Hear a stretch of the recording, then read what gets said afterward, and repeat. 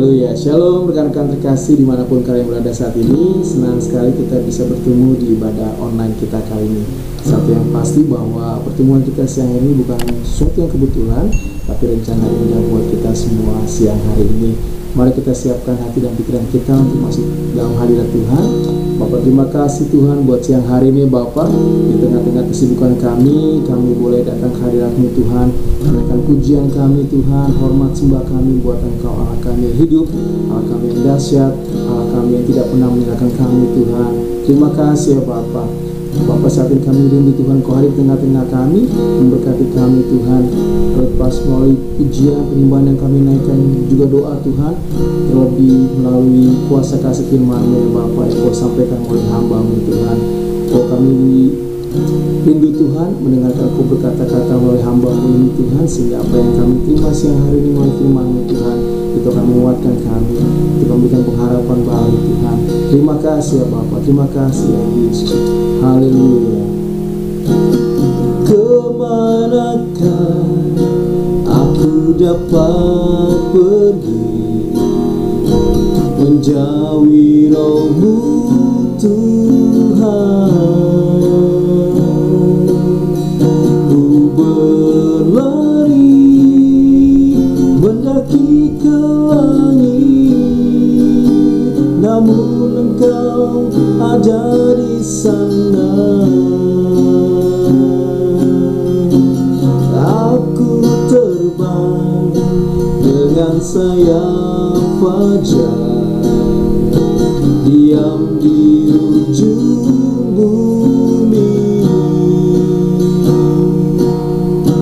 namun tangan-Mu menuntunku selalu,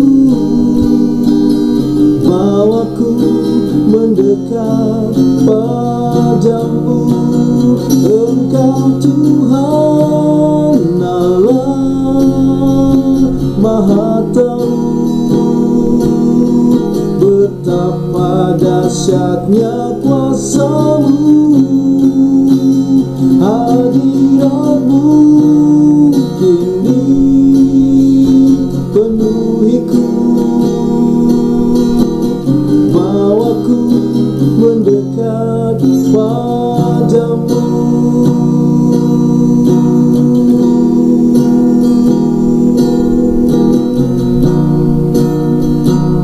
Mari semua jemaat umat pemenang katakan, kemanakah aku dapat pergi menjauhi Roh-Mu Tuhan? Ku berlari mendaki ke langit, namun Engkau ada di sana. Aku terbang dengan sayap fajar, diam di ujung bumi, namun tangan-Mu menuntunku selalu, bawaku mendekat padamu. Engkau Tuhan Allah Maha Tahu, betapa dahsyatnya kuasa-Mu, hadirat-Mu kini penuhiku, bawaku mendekat padamu. Engkau Tuhan Allah Maha Tahu, betapa dahsyatnya kuasa-Mu, hadirat-Mu kini penuhiku, bawaku mendekat padamu. Engkau Tuhan Allah Maha Tahu, Betapa dahsyatnya kuasa-Mu, hadirat-Mu kini penuhiku. Bawaku mendekat padamu, Engkau Tuhan Allah Maha Tahu. Betapa dahsyatnya kuasa-Mu, hadirat-Mu ini penuhiku. Bawaku mendekat padamu, oh bawaku mendekat padamu. Bawaku mendekat padamu.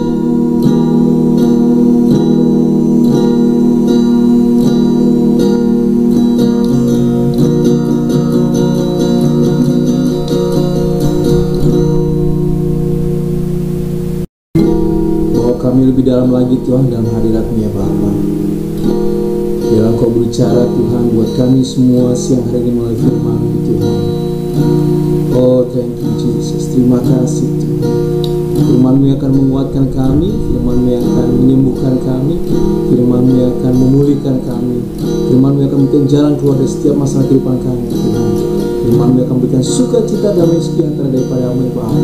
Terima kasih ya Bapa. Thank you Jesus. Ku menyembah dalam kudus hadirat-Mu, hampiri tata kasih karunia-Mu Bapa.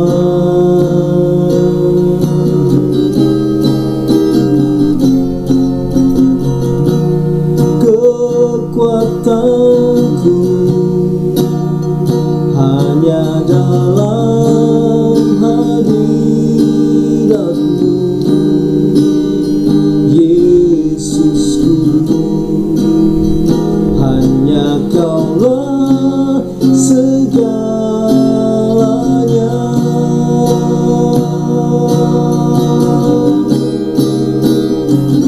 Ku yakin Kau hadir di sini, ku rasakan kuasa yang tak terbatas.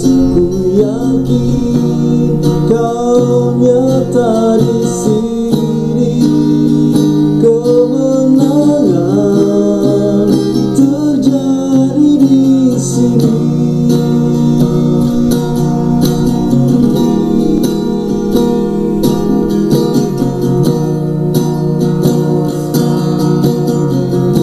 Mari semua jemaat katakan, ku menyembah dalam kudus hadirat-Mu, hampiri tata kasih karunia-Mu Bapa.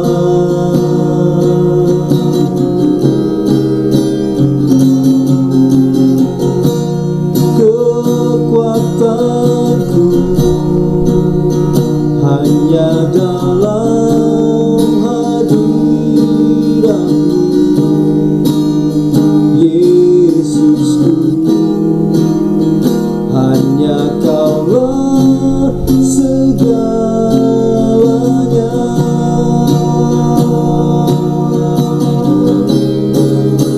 Ku yakin Kau hadir di sini, ku rasakan kuasa yang tak terbatas. Ku yakin Kau nyata di sini, kemenangan terjadi sini.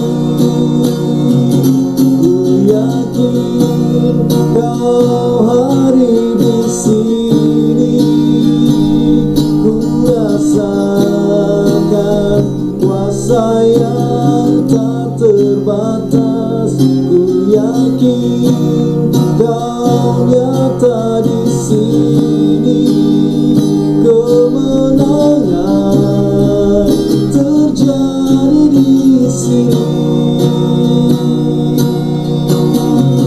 Segenap hatiku memujimu.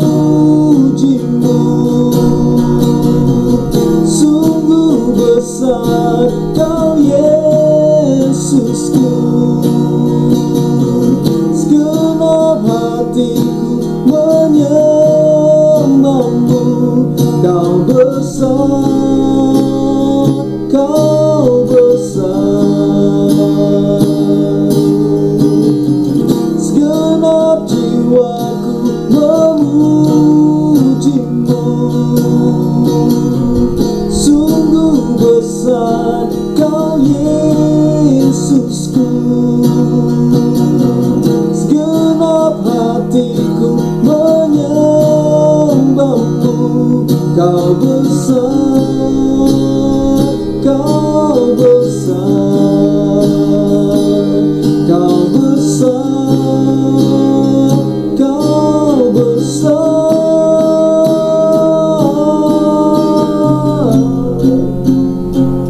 Ku yakin kau hari di sini. Ku rasakan kuasa yang tak terbatas. Ku yakin kau nyata di sini. Kemenangan terjadi di sini. Ku yakin kau hadir di sini. Amin. Ku rasakan kuasa yang tak terbatas. Ku yakin kau nyata di sini. Kemenangan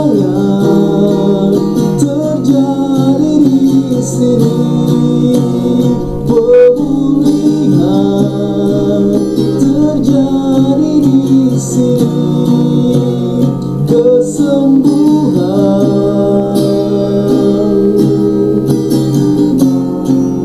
terjadi di sini.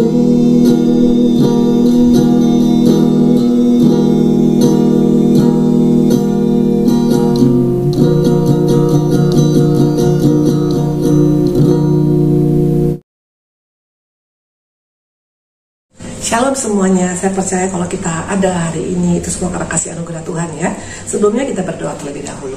Terima kasih Tuhan Yesus, terima kasih Allah kami, terima kasih Roh Kudus. Pada hari ini kami boleh ada karena anugerah Tuhan, dan kami sebentar akan mendengarkan apa yang menjadi pesan-Mu Bapa, khususnya untuk persekutuan doa dari BTPN. Bapak, kami percaya ada Tuhan dalam persekutuan ini, ada Tuhan dalam ibadah pada saat ini, sehingga kalian boleh merasakan ada satu kekuatan, ada satu petunjuk, ada satu damai sejahtera, ada satu sukacita, dan ada satu kepastian. Terpujilah Engkau Tuhan Yesus, haleluya, amin. Oke, kita akan masuk dalam Yosua 6 ayat 15 sampai dengan 16 ya. Kita akan mendengarkan firman Tuhan. Yosua 6 ayat 15 sampai dengan 16, demikian firman Tuhan. Tapi pada hari yang ketujuh mereka bangun pagi-pagi ketika fajar menyingsing dan mengelilingi kota 7 kali dengan cara yang sama.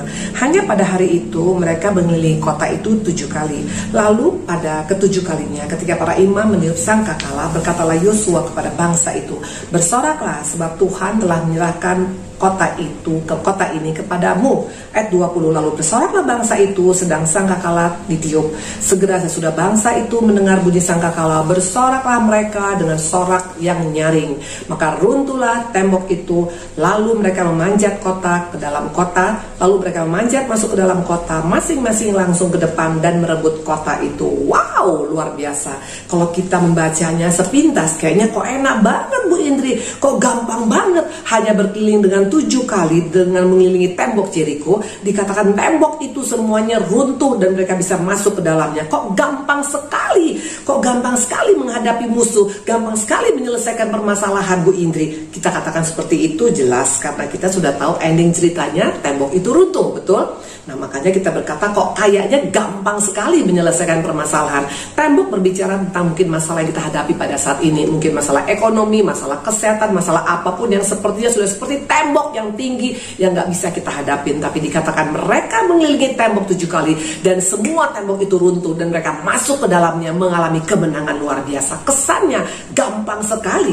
Itu yang pertama. Yang kedua kita lihat tentang Daud dan Goliat ya, 1 Samuel 17 ayat 49 dan 50. Lalu Daud memasukkan tangannya ke dalam kantungnya, diambilnya sebuah batu dari dalamnya, diumbannya, maka kenalah dahi orang Filistin sehingga batu itu terbenam ke dalam dahinya dan terjerumuslah ia dengan muka ke tanah. Demikianlah Daud mengalahkan orang Filistin dengan umban dan batu. Mereka mengalahkan orang Filistin dan membunuhnya tanpa pedang di tangan. Wow, lagi-lagi kita berkata, loh kok enak banget. Masalah sebesar itu, sebesar raksasa Goliat dikalahkan hanya dengan ketapen, dengan batu kecil saja bisa dikalahkan. Kok gampang banget rasanya? Apa mungkin? Ini sebenarnya hanya olok-olok Bu Indri. Ini hanya cerita legenda saja. Bagaimana bisa menyelesaikan masalah seperti hutang kita yang sudah melilit, seperti sakit kita yang sudah masuk di ICU? Apa segampang itu Tuhan bisa menyelesaikan? Mana mungkin? Kita bilang kok hebat sekali, kok gampang banget kita berkata seperti itu. Yang ketiga kita buka tentang Simson. Waktu dia mengalahkan 1000 orang Filistin. Coba kita buka Hakim-Hakim 15 ayat 15 sampai dengan 17. Kemudian ia menemui sebuah tulang rahang keledai yang masih baru. Diulurkan tangannya, dipungutnya dan dipukulnya mati 1000 orang dengan tulang itu. Berkatalah Simson, dengan rahang keledai bangsa keledai itu kuhajar, dengan rahang keledai 1000 orang kupukul. Setelah berkata demikian, dilemparkannya tulang rahang itu dari tangannya. Kemudian dinamailah tempat itu Ramat Lehi. Wow, luar biasa.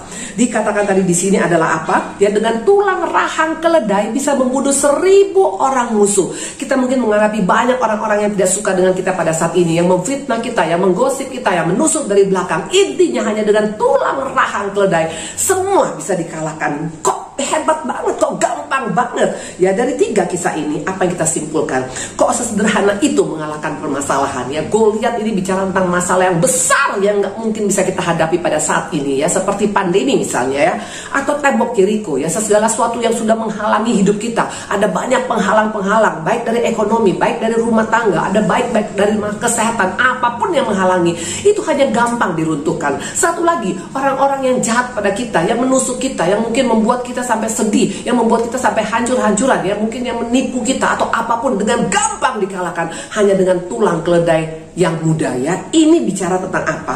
Apa karena orang Israel ini adalah Superman, Superwoman, atau mungkin ini orang-orang dari Marvel yang sepertinya jagoan luar biasa yang tidak terkalahkan seperti Batman and Robin sampai mereka bisa mengalahkan musuh dengan gampang, gak mati-mati seperti itu? No, jawabannya bukan karena orang Israel yang hebat, tapi karena ada kuasa Tuhan bersama dengan mereka. Ini kata kunci.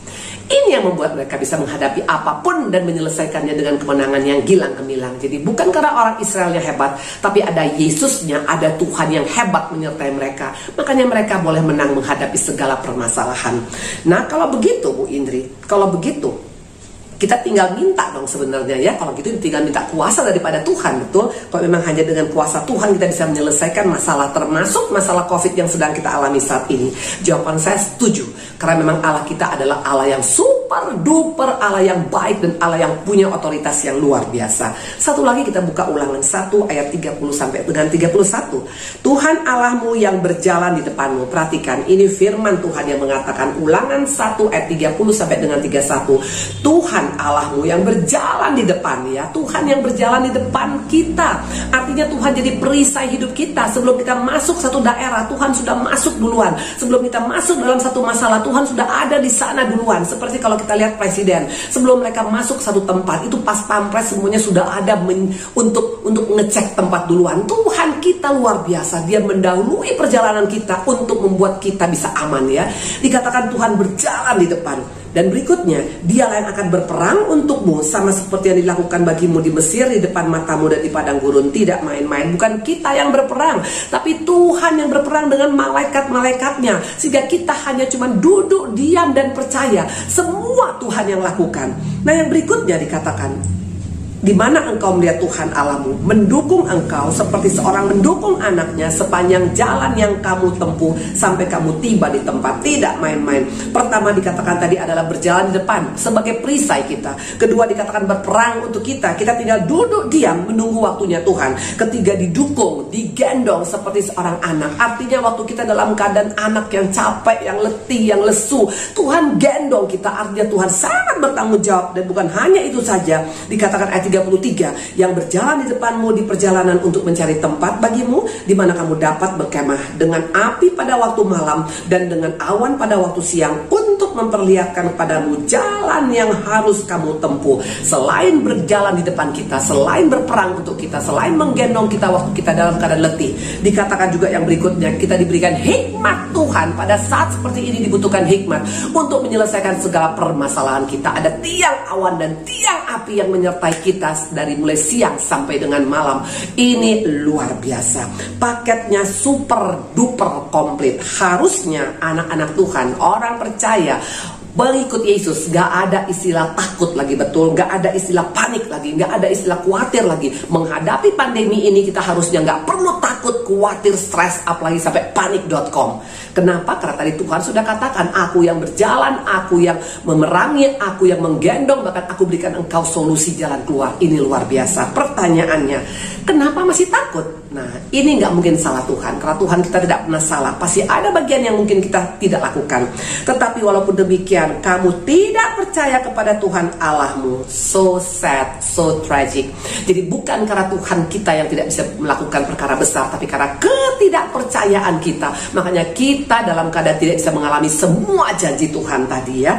Nah, dikatakan akhirnya kita sendiri yang mengalami, tidak bisa mengalami pertolongan Tuhan ya. Menyedihkan, Tuhan sudah menawarkan hal yang luar biasa, tapi kita tidak bisa mengalaminya karena kita tidak percaya. Dikatakan tapi walaupun demikian, sudah Tuhan janjikan yang luar biasa, tapi engkau tidak percaya, makanya kita tidak bisa mengalami apapun. Yang ada ketakutan, yang ada stres, yang ada khawatir, yang ada putus asa, yang ada pesimis, yang ada apatis. Itu akhirnya yang didapat oleh anak-anak Tuhan pada saat sekarang ini khususnya.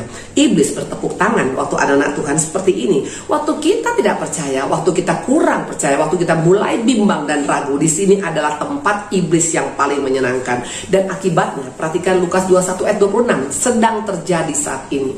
Lukas 21 ayat 26, orang akan mati ketakutan karena kecemasan berhubung dengan segala apa yang menimpa bumi, sebab kuasa langit akan goncang. Wow, bukan mati karena COVID, bukan mati karena kanker, bukan mati karena ditabrak, bukan mati karena penyakit yang kronis atau penyakit yang membahayakan, tapi mati karena ketakutan. Kenapa bisa mati ketakutan? Karena kurang percaya. Sangat menjadikan, jangan anggap sepele ya. Waktu kita kurang percaya, kita akan rugi habis-habisan. Satu lagi, buka Yehezkiel 21 ayat 7. Ini sedang terjadi sekarang. Dan kalau mereka bertanya padamu, mengapa engkau mengeluh?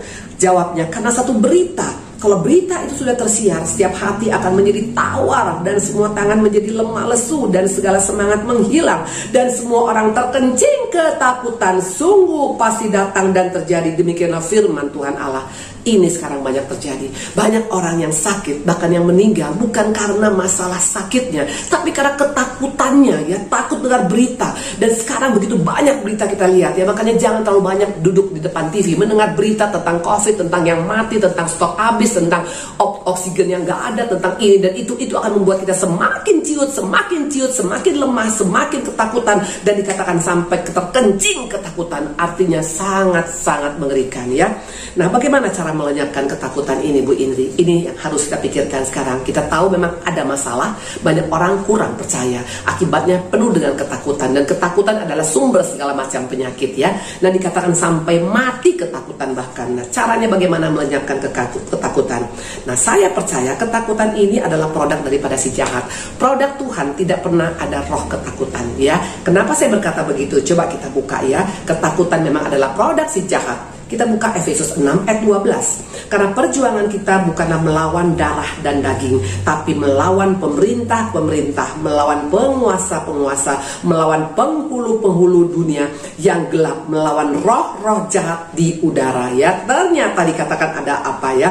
Ternyata roh ketakutan. Ternyata ketakutan itu bukan hanya perasaan, bukan hanya feeling, bukan hanya sepertinya, bukan hanya pikiran, tapi ternyata itu adalah roh yang diberikan oleh si jahat untuk membuat kita tidak bisa mengalami semua janji Tuhan. Dikatakan ada roh ketakutan ya. Dan ini adalah musuh kita yang harus kita perangi pada saat ini. Nah, ada lagi 7 roh jahat yang harus kita patahkan. Perhatikan, bukan hanya satu, ternyata ada 7 roh jahat yang harus kita patahkan.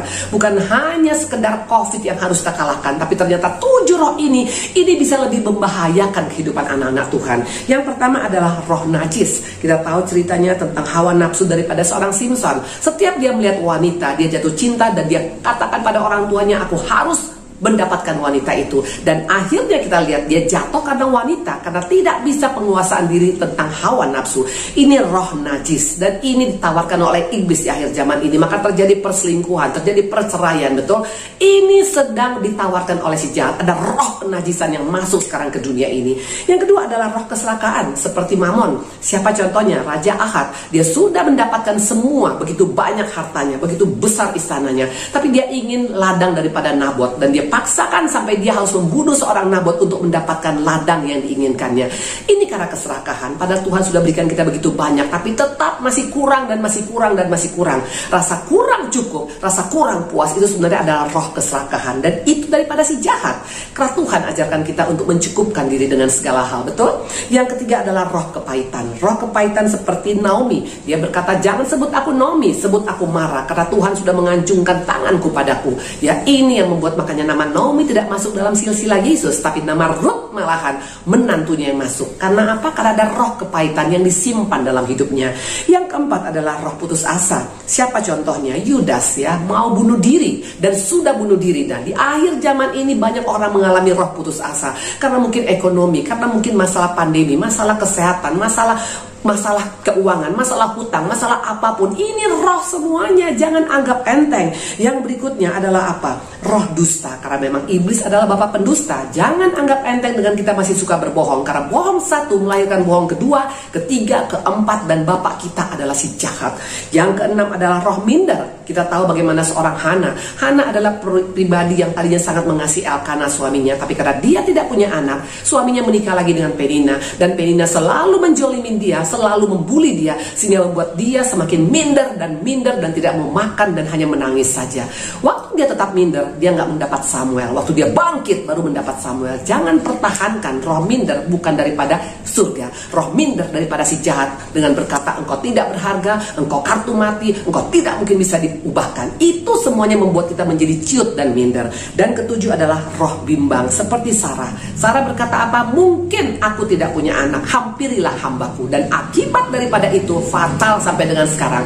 Makanya tidak main-main ya. Nah, dikatakan 7 roh yang lebih jahat ini akan masuk dalam hidup kita kalau kita izinkan. Mana buktinya? Kita buka Matius 12 ayat 43 sampai 45. Apabila roh jahat keluar dari manusia, ia pun mengembara ke tempat-tempat tandus mencari perhentian, tapi ia tidak mendapatkannya. Lalu ia berkata, aku akan kembali ke rumah yang telah kutinggalkan. Maka pergilah ia dan mendapatkan rumah itu kosong, bersih, tersapu, dan rapi teratur. Lalu ia keluar dan mengajak 7 roh lain yang lebih jahat daripadanya, dan mereka masuk dan berdiam di situ.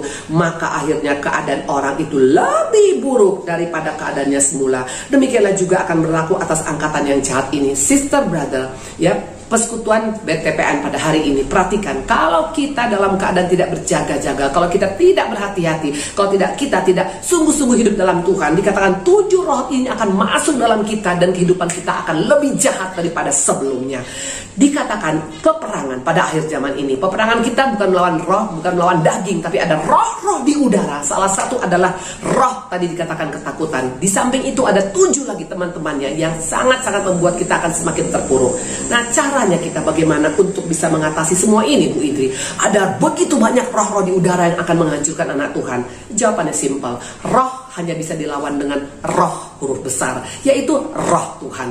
Karena roh itu bukan daripada Tuhan datangnya, itu roh-roh jahat, roh-roh daripada si iblis ya. Tapi dengan roh Tuhan, R huruf besar, kita pasti bisa mengalahkannya. Nah, bagaimana caranya? Nomor 1, ada 3 caranya. Yang pertama, undang kembali roh Tuhan dalam kehidupan kita. Kenapa saya bilang undang kembali? Karena kalau mau jujur, sebelum kita, waktu kita diciptakan, Tuhan sudah memberikan rohnya kepada kita loh. Mana buktinya? Buka Kejadian 2 ayat 7. Ketika itulah Tuhan Allah membentuk manusia dari debu dan tanah, mengembuskan nafas hidup ke dalam hidungnya. Demikianlah manusia itu menjadi makhluk yang hidup ya. Jelas dikatakan kita berbeda dengan binatang. Binatang waktu diciptakan tidak dihembuskan nafas Tuhan, tapi waktu kita dijadikan ada nafas Tuhan yang dihembuskan, roh Tuhan masuk ke dalam kita. Makanya kenapa kita dikatakan bisa berkuasa melawan udara, melawan tanah, bahkan melawan laut ya. Dikatakan berkuasalah engkau atas ikan-ikan, atas burung-burung di udara, atas binatang-binatang di laut. Intinya ada kuasa diberikan karena ada roh Tuhan yang diberikan pada kita. Beda dengan binatang ya. Nah, kita sudah memiliki kapasitas yang so powerful. Sayangnya kita kurang mengaktifkan ya. Tuhan sudah kasih kuasa itu pada kita, the power of conqueror. Makanya kita nggak mungkin bisa dikalahkan oleh musuh. Harusnya musuh yang bisa kita kalahkan. Mana buktinya? Kita buka Kejadian 1 ayat 26. Ini adalah pesan daripada Tuhan. Ini adalah inisiatif daripada Tuhan. Kenapa Tuhan menjadikan manusia? Berfirmanlah Allah, baiklah kita menjadikan manusia menurut gambar dan rupa kita, supaya mereka berkuasa atas ikan di laut, burung di udara, dan atas ternak, dan atas segala seluruh bumi, dan segala binatang melata yang merayap di bumi. Jelas dikasih roh Tuhan kepada kita untuk kita bisa berkuasa. Maka dikatakan kita dijadikan segambar dengan Dia karena ada roh Tuhan dalam hidup kita. Tapi sayangnya kita kurang mengaktifkannya. Makanya sampai Rasul Paulus mengingatkan di ayat ini, 1 Tes 5 ayat 19, janganlah padamkan roh. Kenapa ada ayat ini? Karena banyak orang Kristen mulai memadamkan roh Tuhan dalam hidupnya. Akhirnya roh itu padam karena kurang diaktifkan. Kenapa kurang diaktifkan ya? Padahal kalau kita lihat fungsi roh Tuhan adalah apa? Yohanes 14 ayat 16 ya. Diingatkan oleh Yesus kembali.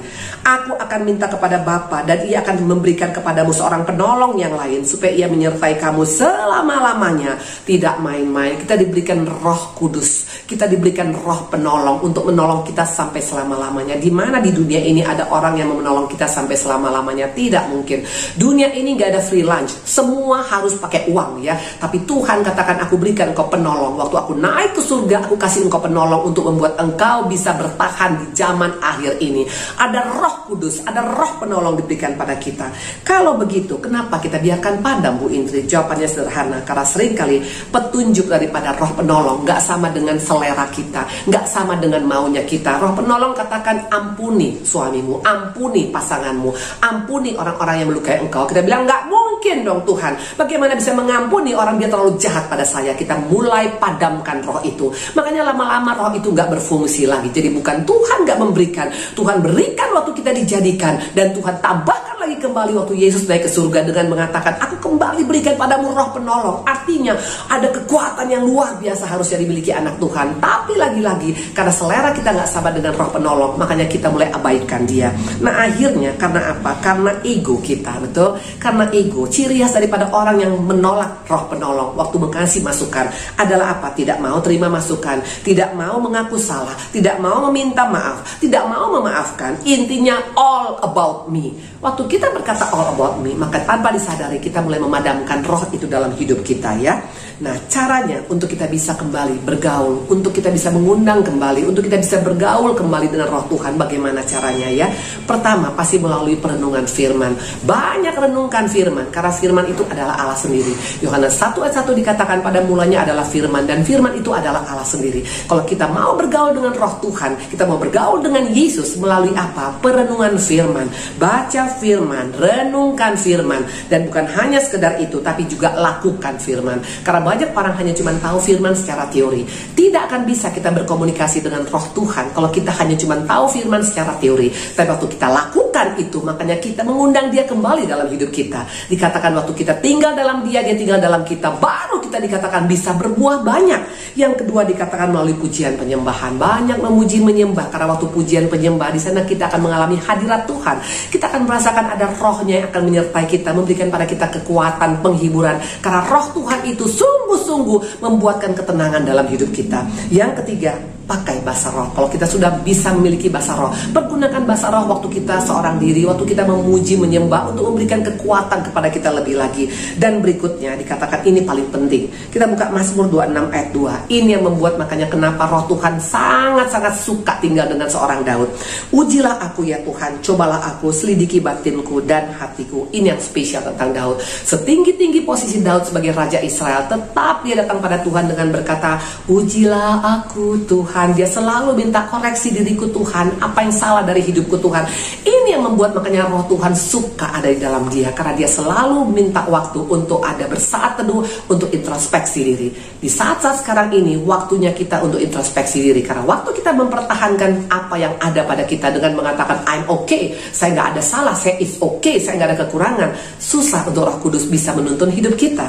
Dan yang berikutnya dikatakan, biarlah roh kita menyala-nyala layani Tuhan. Jangan stop melayani, karena waktu kita melayani sesama, menguatkan orang, mendoakan orang, itu membuat roh kita menyala-nyala. Karena roh bisa padam pada saat kita tidak aktif dalam menguatkan orang lain. Waktu kita mendoakan orang lain, maka doa kita akan dijawab Tuhan. Waktu kita menguatkan orang lain, maka kita akan dikuatkan. Itu akan kita alamin. Dan yang paling penting, yang terakhir, 1 Petrus 1 ayat 15 dan 16. Tapi hendaklah kamu menjadi kudus dalam seluruh hidupmu, sama seperti Dia yang kudus yang telah manggil kamu. Sebab ada tertulis, kuduslah kamu sebab aku kudus. Ya, jelas dikatakan tadi. Kalau kita mau betul-betul untuk kita bisa mengaktifkan roh Tuhan dalam hidup kita, jaga kekudusan kita. Karena roh kudus tidak akan mungkin bercampur dengan roh cemar ya. Kita pernah jatuh, fine, minta ampun sama Tuhan, bangkit, katakan aku mau berubah Tuhan. Kalau di hadapan Tuhan tidak ada yang terlalu sulit untuk pengampunan dosa, asal kita mau mengakui dan meninggalkan segala kesalahan kita. Nah, ayat yang paling terakhir adalah doa yang sangat terkenal daripada seorang Daud. Kita buka Mazmur 51 ayat 11 dan 13. Ini doa yang paling luar biasa daripada seorang Daud.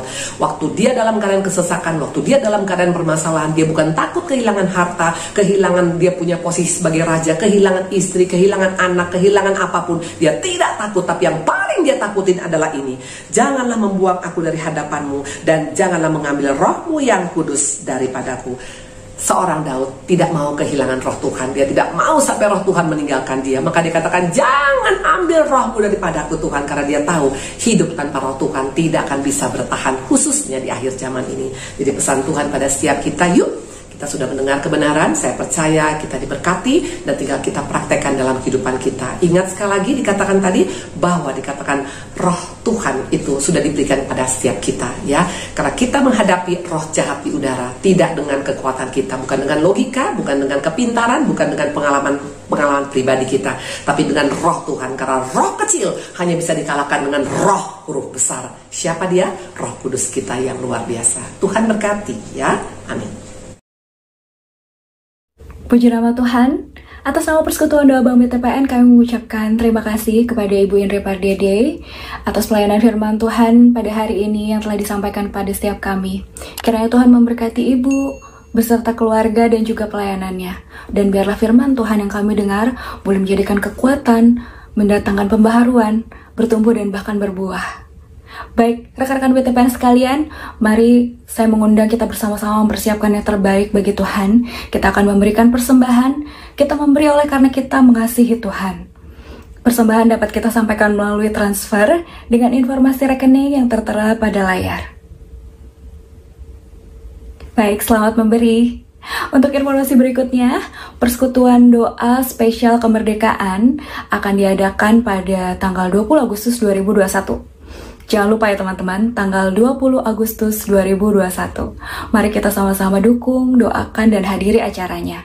Mari kita bersama-sama memaknai perayaan kemerdekaan tahun ini dengan kita sebagai anak-anak Tuhan dan kehidupan kita masing-masing. Untuk itu jangan lupa hadiri acaranya ya, biar kita semua mendapatkan berkatnya. Tuhan Yesus memberkati kita semua. Shalom. Baik, tiba saatnya kita sudah di penghujung ibadah online kita kali ini. Mari kita naikkan pujian sebagai ucapan syukur kita karena Tuhan telah hadir di tengah-tengah kita dan memberkati kita. Segala pujian bagimu, segenap nafas muliakanmu,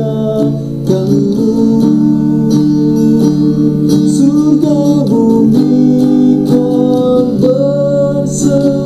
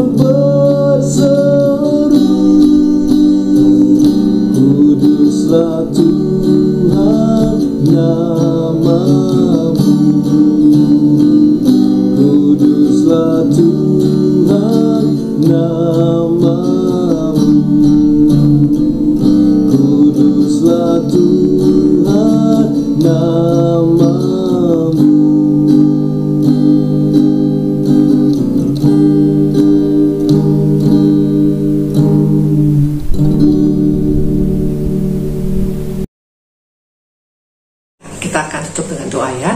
Terima kasih Tuhan Yesus yang baik, terima kasih Allah kami, terima kasih Roh Kudus. Kami sangat percaya Bapa, bahwa kami sudah mendengarkan kebenaran dan kami percaya ini boleh menjadi kekuatan kami untuk modal kami menghadapi hari-hari yang semakin sukar ini Bapa. Karena kami tahu selama kami memiliki Roh-Mu yang heran, Roh-Mu yang kudus, Roh-Mu yang penolong, kami bisa menghadapi semua dan kami pasti bisa menang Tuhan. Terima kasih Bapa, terima kasih. Berkati juga untuk PD daripada BTPN Bapa, apapun yang mereka hadapi pada saat ini Bapa, ada Engkau yang bersama dengan mereka. Dan Engkau dengan roh yang heran-Mu Bapa akan memberikan pada mereka kekuatan dan juga perlindungan, pertolongan dan apapun yang menjadi pergumulan, kami percaya kami bisa menyelesaikan semua karena kami punya roh yang luar biasa. Kami tidak mau ragu sedikit pun, kami sangat yakin Engkau tetap Allah yang sama dari dulu sekarang sampai selama-lamanya. Kalau Goliat bisa dikalahkan oleh Daud, kalau juga 1000 orang Filistin bisa dikalahkan oleh Simpson, dan kalau juga tadi dikatakan orang Israel bisa meruntuhkan, bisa masuk ke dalam Yeriko karena tembok itu semua sudah runtuh. Kami percaya segala tembok-tembok permasalahan, segala raksasa-raksasa Goliat permasalahan, bahkan segala orang-orang yang mungkin jahat pada kami saat ini, semua akan bisa Tuhan tolong dengan cara-Mu yang heran. Terima kasih Tuhan, kami percaya, kami tidak ragu sedikit pun. Dalam nama-Mu kami mengucap syukur. Mari Bapak-bapak, Ibu-ibu, sahabat-sahabatku, kita mengangkat tangan, kita akan beri berkat daripada Tuhan. Biar kasih daripada Allah Bapa, cinta daripada Tuhan Yesus, persekutuan yang manis daripada Roh Kudus menyertai kita sekarang sampai Maranatha, sampai kedatangan Tuhan Yesus yang kedua kali, yang sudah diberkati dan pasti menjadi berkat. Sama-sama katakan amin. Tuhan memberkati.